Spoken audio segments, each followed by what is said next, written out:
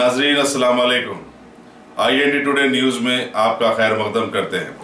आइए देखते हैं ये तफसीलात। अगर आपने हमारे चैनल को सब्सक्राइब नहीं किया है तो आपको यहाँ सब्सक्राइब बटन दिख रहा है, उसे क्लिक करिए और सब्सक्राइब कीजिए और साथ ही साथ बेल आइकॉन को भी क्लिक करिएगा, जिससे कि आपको ताज़ा अपडेट मिलते रहे। कारवान की मशहूर पाकिज़ा होटल के इंतजामिया की जानिब से आम व खास दावत इफ्तार का एहतमाम किया गया था, जिसमें सैकड़ों लोगों ने शिरकत की। प्रोपराइटर्स सैयद अनवर और ख्वाजा पाशा ने मेहमानों का खैर मकदम किया।